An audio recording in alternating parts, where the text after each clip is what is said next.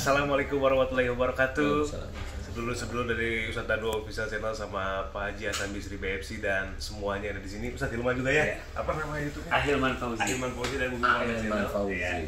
Alhamdulillah hari ini habis live kita siraman kolbu. Sekarang kita mau ngobrol-ngobrol. Kangen juga udah lama nggak ngobrol-ngobrol. Apalagi ada Ustadz Hilman, ada yang tamu kita ada Uli ya, Juliana Muhtar. Ini masuk aja lah. Ada yang mau ditanyain nggak, Pak Ustadz? Kayaknya Pak Uli ini kelihatan dari Mas Iya, Kamus. Dari Mas bener. Kamus. Soalnya di Jakarta ini kami sendiri Pak Ustadz dan sama orang tua juga jarang ngobrol. Nah pas banget nih. Jadi tuh kayak yang kan udah lama ditinggal sama almarhum tuh 2 tahun. Kadang kayak yang masalah Bisa jodoh dibuka itu. nggak apa-apa? Oh bisa. Bisa. Bisa. Yang penting nggak Bisa. COVID gitu aja ya. Enggak, cuman tuh ya ada tisu enggak ya? Ini mau disyuting. Boleh, ya. Biar rapi. Nggak apa-apa. Nah, cuman itu kayak yang masalah jodoh, kayak bukan susah sih. Kayak ada sesuatu kayak nggak jadi gitu. Ada yang mau dikenalin tiba-tiba nggak jadi gitu-gitu, Ustaz. Oh gitu. Dikenalin nggak jadi. Ada Selama yang 2 tahun terakhir ini. ada yang oke, tiba-tiba mau yang istri kedua, gitu-gitu loh. Padahal maunya jadi istri Ya, tahu. 3. sama. Biasa sama. Gak tahunya lu seide ini kayaknya seguru dulu. Kalau yang gitu-gitu ya. Yang lain enggak. Jadi pengen tuh yang tenang-tenang aja gitu, yang damai-damai aja. Ya memang kalau yang begitu Mbak, sebenarnya kalau kita runut aja ya, kita runut kenapa sih kok gagal? Kalau saya malah tidak bertanya kenapa gagal dulu, tapi melihat dari kondisi. Kalau memang tipikal Mbak Uli itu tipikal yang tidak emosional umpamanya ya, kemudian nurut sama orang tua umpamanya, itu kalau dikenalin nggak jadi, kemudian atau sudah dikenalin tapi nggak jadi juga, umpama ini hanya umpama. Menurut saya itu yang memilihkan memang Allah. Jadi jodoh itu kita nggak ngerti, kita hanya bisa berikhtiar. Jadi kalau umpamanya begini nih, kita kasih salah satu ayat Quran, umpamanya menceritakan wafis sama iris kuku, wamatu adun. Di langit ada jalan rezekimu, di langit. Berarti sebenarnya rezeki orang itu di dunia atau siapapun itu sudah disiapkan oleh Allah Ta'ala. Dan apa yang dijanjikan Allah? Dijanjikan itu ya bagi orang-orang yang takwa. Ya, dijanjikan itu berarti Allah kalau bilang yang dijanjikan, kalau Allah berjanji berarti bagi orang takwa. Nah, bagaimana rezeki itu bisa sampai ke kita sebagai seorang muslim adalah salah satunya namanya innahum kanu qabla dzalika muhsinin. Ini satu ayat nih kita harus cermati. Sesungguhnya mereka di dunia selalu berbuat kebaikan. Nah, ini jalan rezeki itu akan sampai. Kebaikan itu yang bagaimana? Kalau kita muslim ya sholatnya tertib lah. Ya 5 waktu aja boleh lah 5 waktu. Kemudian tambahin lagi boleh baca Quran, sholat sunnah dan sebagainya ya. Kemudian apalagi? Nah, baik ini setiap saatnya di dunia itu nggak cuma hanya untuk diri kita sendiri. Hablum minanas juga kita buktikan, atau mengerjakan sesuatu yang berhubungan muamalah lah ya sehari-hari misalnya, yaitu khususnya yang agak lebih wajib hormat orang tua. Nah, hormat orang tua itu apa aja? Berkata yang baik, berpikiran yang baik, tidak punya pikiran jelek sama orang tua, tidak punya deh. Nah, kalau di titik-titik itu kita sudah melakukan perbuatan baik apa yang diceritakan dalam Quran. Kalau memang ada kekurangan, normal, manusia itu nggak ada yang sempurna. Yang penting kita berusaha terus. Nah, dari situ kalau mamanya dari situ ya Mbak Uli, kalau memang ada kegagalan dalam bertemu dengan jodoh, itu menurut saya bukan gagal, itu memang Allah belum gitu. Jadi Allah belum memberikan. Jadi kalau bisa jangan itu menjadi protes. Hati-hati, karena kalau itu protes berarti kita tidak meyakini bahwa Allah itu yang mengatur rezeki kita. Padahal kita harus meyakini Allah itu yang mengatur rezeki kita. Kalau kita protes berarti kita itu seperti ngambek seperti pada orang tuanya. Jangan, Allah itu yang menciptakan kita. Jangan kita samakan dengan orang tua yang bisa kita ajak ngomong, kita nggak suka, kemudian kita ngambek. Nggak boleh seperti itu. Tetap husnudzon pada Allah Ta'ala. Allah belum memberikan jodoh. Nah, Itu kapan? Nah, pertanyaan kapan ini sebenarnya haknya Allah. Kalau memang maunya kapan itu cepat, dekatkan diri pada Allah Ta'ala itu dengan baik, bukan cuma segera saja ya. Baik itu benar serius. Dirubah semuanya. Jadi dirubah semuanya itu bukan terus dari baik menjadi tidak baik, enggak. Maksudnya yang kurang-kurang baik itu dirubah menjadi suatu kebaikan di hadapan Allah Ta'ala. Kemudian mulai yang Mbak Uli, kalau memang Mbak Uli kerja, mulai pekerjaan itu diawali dengan bismillah. Nah, itu nanti kalau Allah sudah melihat sehari, seminggu, 1 bulan, Allah kan melihat nih kinerjanya Mbak Uli itu dilihat oleh Allah Ta'ala melalui malaikat, disampaikan terus-menerus. Nah, di situ mulai Allah itu mulai mengatur siapa yang jodoh yang cocok dengan kriteria imannya Mbak Uli, kriteria amal-amalnya Mbak Uli. Itu Allah yang menyediakan, bukan dengan seperti zaman-zaman sekarang atau zaman gimana. Jadi kayak jodoh itu terjadi karena pelet. Itu kan sering ya. Nah, itu memaksakan kehendak. Itu nafsu. Pelet itu kalau memang terjadi dan wanita itu dapat, berarti dia melakukan kemusyrikan. Jadi dia memaksa istilahnya. Nah, itu tidak boleh. Walaupun itu terjadi diizinkan oleh Allah Ta'ala akhirnya menikah, ya, tapi dia memaksa. Sama seperti orang mencuri. Walaupun Allah mengizinkan, saya tidak bilang ridho ya, beda. Mengizinkan itu semuanya kan diizinkan. Kalau ikhtiarnya ada, diizinkan. Persoalan haram halalnya itu persoalan yang orang kan beda-beda. Jadi intinya adalah Mbak Uli, dekatkan diri Mbak Uli dengan Allah Ta'ala beneran. Dekat dengan orang-orang yang baik. Istilahnya, kalaupun mamanya Mbak Uli beribadah pun jangan belajar untuk tidak riak, sombong, ujub, riak, sombong itu belajar. Karena untuk sampai kita itu ingat apa yang saya kerjakan tentang kebaikan ini, jangan sampai menjadikan saya ujub atau bahkan riak, itu sulit sebenarnya. Nah, pada waktu kita itu belajar untuk itu dipegang, kita berusaha untuk menjadi baik di hadapan Allah Ta'ala. Nah, nanti Allah pasti memberikan jalan. Insya Allah pasti. Kalau saya gitu, tunggu ya nggak apa-apa. Itu karena bisa datang sendiri. Pilihannya itu selalu yang udah punya istri. Lah kan tahunnya kan biasanya kan siapa, Mbak Uli, mohon maaf ya, Mbak Uli udah pernah nikah, jadi orang berpikiran kan begitu. Padahal kan hati Mbak Uli kan orang nggak tahu sebenarnya. Nah, ini Pak, apakah jadi ujian juga nggak Mbak Uli? Kan gini, Mbak Uli kan kayak punya prinsip bahwa saya nggak mau nikah sama yang sudah beristri gitu ya. Itu jadi ujian nggak sih ketika mau? Apakah itu jadi ujian atau seperti apa? Ya sebenarnya kalau kita itu belajar untuk survei, ini survei ya, yang real dulu deh. Ya. Survei itu orang yang saya tidak bilang Mbak Uli ya, orang yang akan mendapatkan jodoh itu adalah nanti itu orang yang dia sudah punya pasangan. Iya bener lah. Iya, orang yang sudah mendapatkan pasangan, karena orang mendapatkan pasangan itu aneh-aneh pikirannya kadang-kadang itu. Nah itu lebih berani, lebih gobalnya itu ya bener gitu loh ceritanya. Lebih berpengalaman untuk menipu satu dengan yang lainnya. Menipu sih. Iya loh, serius loh. Karena expert banget ya. Iya, jadi kalau dianggap itu survei itu nomor 1 adalah laki-laki yang sudah punya istri itu nomor 1 gampang sekali deketin cewek. Karena dia pengalaman. Dan memang suka kelihatan keren ya kalau laki-laki yang sudah punya istri itu ya. Bagi wanitanya kali ya. Tapi kalau bagi laki-lakinya itu kan gini ya, mamanya maaf nih ya. Maaf lah ya. Maaf nih, pas Bobby ini kan dulu nggak sekeren ini gitu. Iya. Sekarang itu keren banget gitu. Sampai Man Bobby itu juga parfumnya aja udah milih ya. Ya. Roja. Waduh, ya Allah. Enigma. Masih dalam angan-angan. Jadi kalau umpamanya kita berpikir real aja nih, Mbak Uli, ini real tapi bercanda tapi santai ya, kita real aja.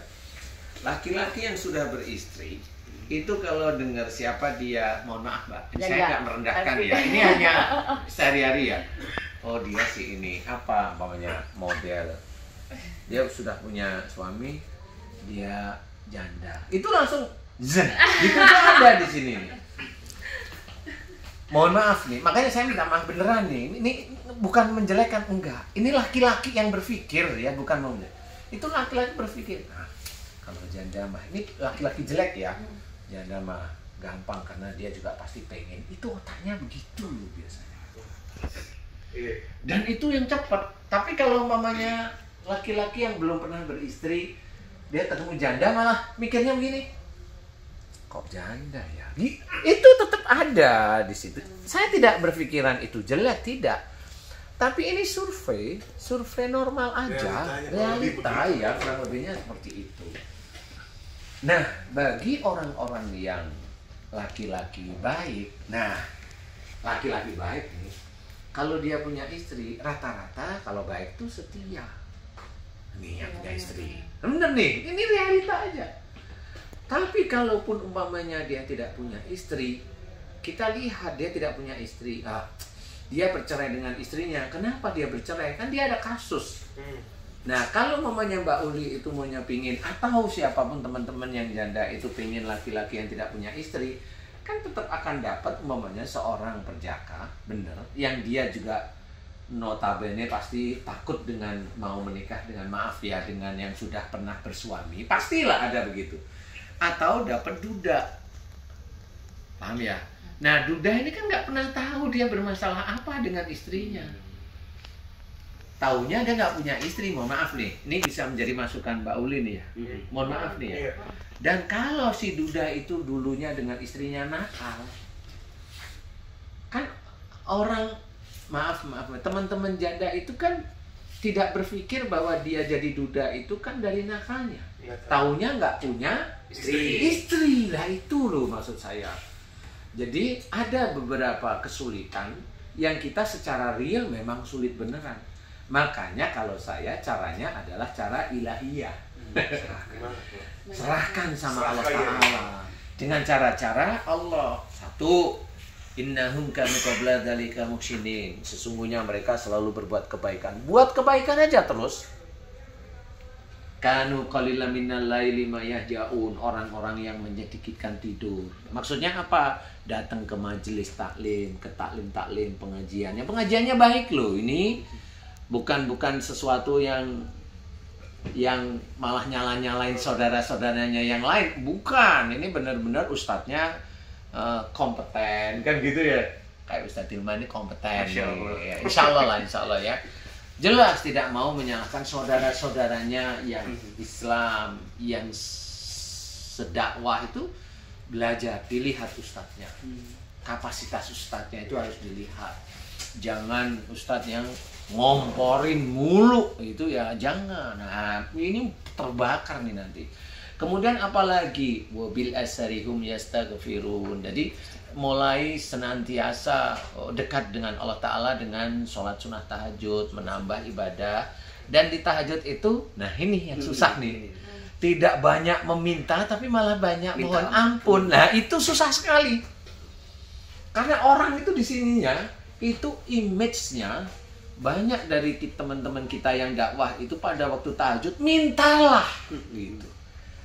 Apa yang kamu inginkan, mintalah. Jodoh, harta, harta. Gitu ya, kalau saya memang sih boleh, tetapi Allah yang ini Allah mengajarkan loh ini.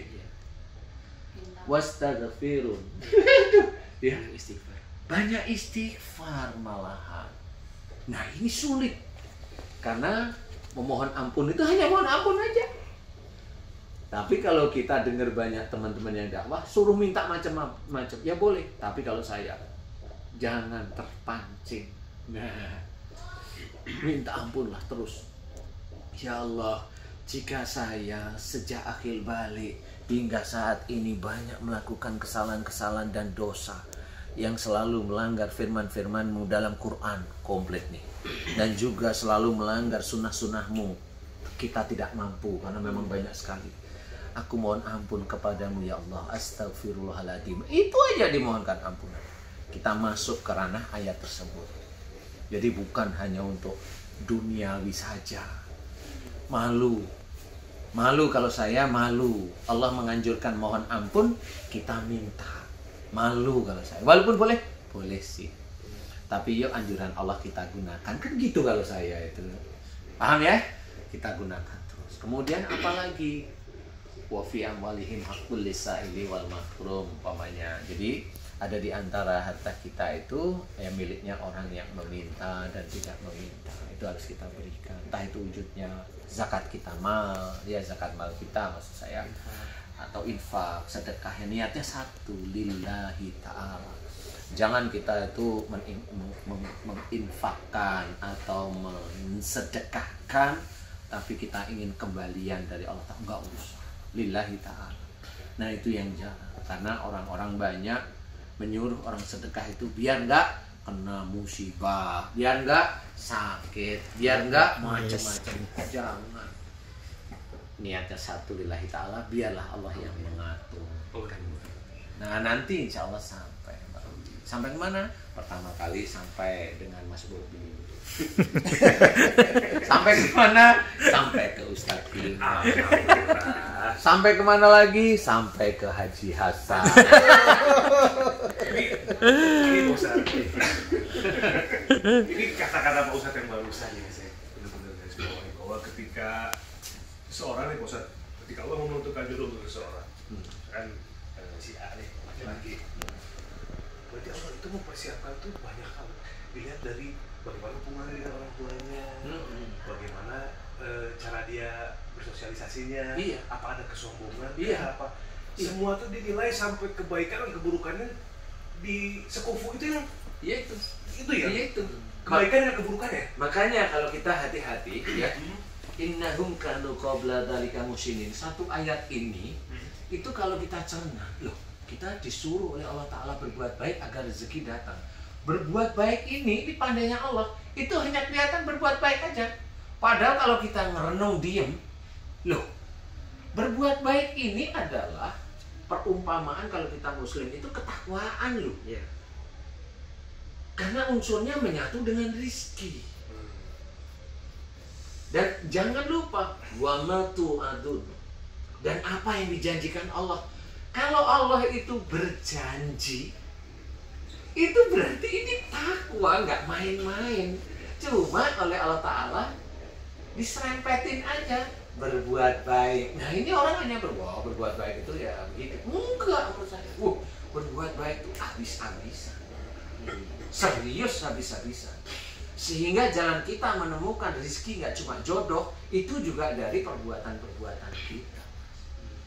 Cuma itulah kita harus pandai-pandai berpikir. Loh, Allah itu menceritakan seperti itu. Contoh umpamanya tadi di penghujung malam kita disuruh untuk mohon ampun nih, ya, minta ampun pada Allah. Padahal kebanyakan kalau umpamanya kita melakukan sunat tahajud nih, itu kan banyak mintalah pada waktu itu. Minta apa aja. Kalau saya boleh nggak itu? Boleh sih. Tapi saya malah senang mengikuti Allahnya. Mohon ampunnya. Karena apa? Kalau itu mohon ampun, Allah itu sudah tahu kekurangan, kelemahan kita sebagai manusia itu tahu, sangat tahu sekali. Contoh kita dikasih mulut nih, bisa ngomong, Mas Bobi bisa nge-host. Kita alhamdulillah diizinkan oleh Allah Ta'ala bisa dakwah nih. Pernahkah dengan khusyuk setiap hari mulut ini kita haturkan kepada Allah Ta'ala dengan bersyukur, alhamdulillah ya Allah mulutku bisa meng-host sehingga itu bisa menjadi tambahan rezeki bagiku. Saya tanya sama Mas Bobi. Lah itu, makanya itu kan kesalahan sebenarnya. Makanya kita disuruh mohon ampun. Itu jadi nggak cuma itu, banyak, nggak cuma mulut berpikir. Nge-host itu kan butuh berpikir. Emang pernah kita itu bersyukur, ya Allah alhamdulillah Engkau telah berikan aku otak untuk berpikir, untuk nge-host saja dulu. Belum lagi berpikir ada masalah dengan keluargaku, belum lagi berpikir ada masalah di warungku, kan banyak. Emang saya tanya, emang pernah? Kan malu di situ. Minta aja dunia terusan, tapi dianjurkan oleh Allah Ta'ala untuk mohon ampun. Kok kita itu masih minta aja, malu. Makanya Allah itu maha tahu. Ini saya hanya menjabarkan, ya. Kita yang dakwah aja, pernah nggak kita bersyukur atas ini loh? Kita dakwah, kemudian kita berpikir tuh, ingat ayat-ayat dakwahnya, ingat hadisnya. Saya tanya, kamu pernah bersyukur? Betul Ustaz, malu jadi astagfirullahaladzim. Ini kan pinjaman Allah. Makanya di situ Allah mengajarkan mohon ampun.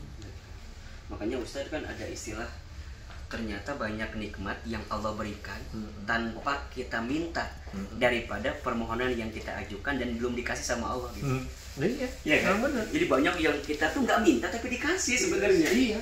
Daripada yang kita minta yang belum dikasih. Iya. Nah kita fokusnya kepada yang belum dikasih itu. Dikasih itu. Sama kayak tadi mungkin yang mohon maaf tentang Mbak Uli tadi kan. Iya memang. Cuma makanya saya tetap menyemangati. Enggak apa-apa Mbak Uli. Ya mohon boleh. Kalau dari cerita Pak Ustadz tadi ya, dari Bapak Ustadz sampaikan, aku berpikir bahwa Allah itu nggak dikasih Momen kesempatan. Untuk memperbaiki dulu, karena Iya. mau nyiapin Iya. yang sesuai dengan yang punya Mbak Uli. Karena yang jelas Mbak Uli yang diinginkan laki-laki yang soleh, bener nggak? Bener nggak sih? Bener, tapi bener Ustaz, dengan apa yang Pak Ustadz ngomong, Uli tuh emang punya masalah sama orang tua yang bener banget.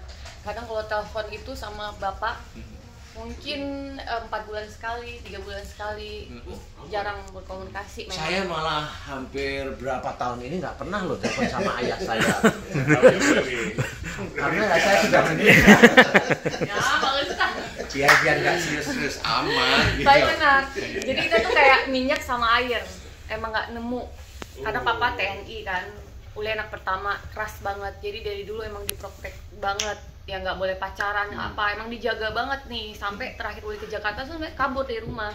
Mama Uli tahu pas ikut Putri Indonesia itu. Nah pas kesini-sini pun tetap disuruh pulang ke sana. Terus Uli bilang kalau pulang ke sana mau jadi apa, mau kerja apa. Anak-anak udah almarhum udah bilang harus sekolah di situ. Dan kalau dari rezeki sih alhamdulillah Ustadz ada aja memang. Alhamdulillah. Ada.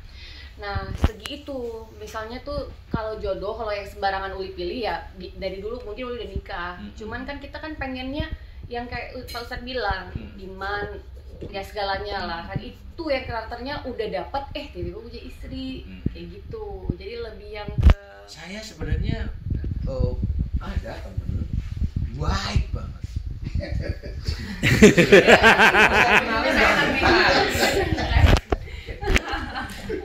Saya kalau Pak Haji Hasan ketawa itu terus nggak jadi, saya gagal. Nggak, tapi gini Ustaz, saya juga ini menarik nih tentang jodoh itu. Kan tentu sebagai manusia kita punya kriteria, maunya A, B, dan segala macam. Tapi ternyata yang datang adalah orang-orang yang tak sesuai dengan harapan kita. Yang dimaksud ridho itu seperti apa dalam konteks jodoh itu? Apakah ya sudah terima atau kita malah nolak? Nah khawatirnya kalau nolak nggak nerima apa yang Allah kasih. Termasuk tadi Mbak Uli membatasi dirinya mau sesuai dengan apa yang saya mau. Padahal imannya sudah bagus. Boleh jadi Iya, orang itu iya. dikirimkan adalah orang baik. Iya, sebenarnya kan banyak hal ya. Kalau istilahnya kalau Allah ridho itu kan menurut saya itu terlalu tinggi, Ustaz. Iya. Saya kalau membayangkan Allah ridho itu sedih ya itu. Sedih itu bukan tidak mau ya. Terus untuk mencapai Allah ridho itu sampai apa iman kita ya? Kan gitu ya. Nah, kalau umpamanya Allah mengizinkan itu kan di kelas-kelas kita manusia aja lah dulu ya.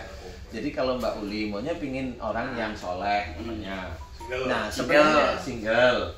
Sebenarnya itu Allah itu persoalannya bukan itu dijodohkan dengan yang orang soleh tapi beristri, belum tentu itu juga gitu. Tetapi Allah itu ingin melihat apakah Mbak Uli itu termasuk kriteria yang diinginkan itu sama dengan Mbak Uli. Kan Allah itu kan mau memberikan itu kan sekufu. Kalau yang diinginkan Mbak Uli itu soleh itu apa? Kalau di dalam pikiran dan hatinya Mbak Uli soleh itu yang bisa membimbing saya. Kan gitu nih. Membimbing saya itu kan bukan dan anak-anak ya maksudnya. Dan pada waktu ada keinginan membimbing saya beneran, itu kan benar-benar laki-laki yang diidamkan itu yang satu umpamanya, yang tidak punya istri. Kan gitu. Nah, yang tidak punya istri ini yang soleh di umur sekian yang belum nikah atau duda kan jarang. Kita mikir real aja kan gitu. Yang soleh dia pasti kalau sudah punya istri setia.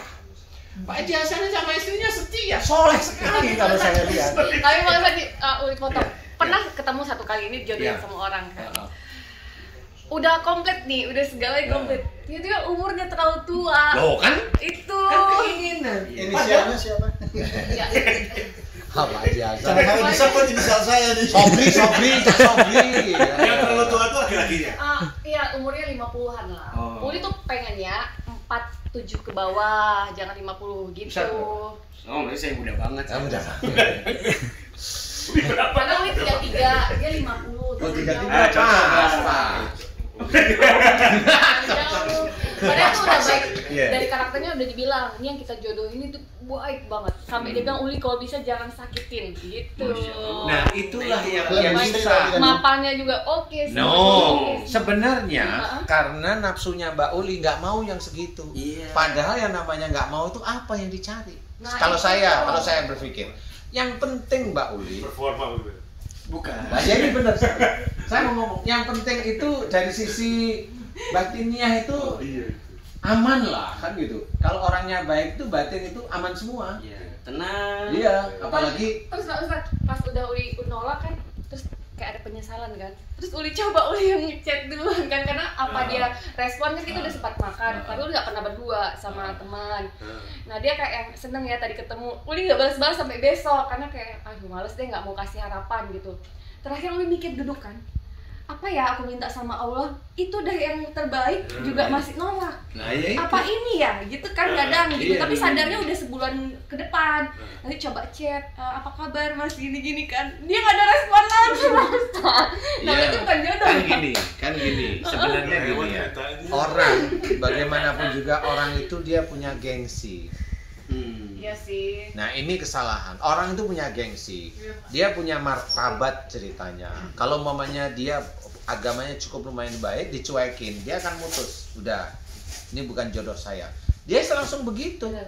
Kalaupun umpamanya dia kemudian nggak dihubungin sama Mbak Uli, dia dekat wanita, dia mencoba untuk setia dengan kenalan barunya yang dianggap baik. Itu kesalahan manusia. Itulah yang saya namakan, itulah egois. Kesombongan. Makanya kalau saya bilang, apa yang mau dicari sebenarnya? Sebenarnya makanya kalau saya bilang, Allah itu kadang itu tidak pernah ngomong di telinga kita. Tapi Allah itu kadang-kadang itu langsung menunjukkan. Tapi manusianya sendiri nggak ngerti. Coba Mbak Uli sholat. Dalam Fatihah itu bacaannya.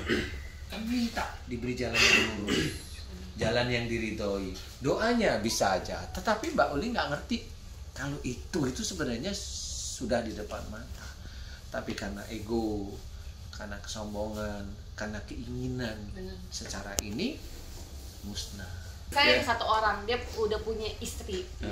Terus kita masih kayak yang dia seneng sama kita. Cuman kan Uli bilang kalau memang kita jodoh ya selesaikan aja dulu sama istri pertama. Suatu ketika, nah ini kalau memang si laki-laki itu punya prinsip, kalau aku dirusak sama istriku, saya nggak mau. Nah ini boleh dia menceraikan istrinya kalau takut imannya.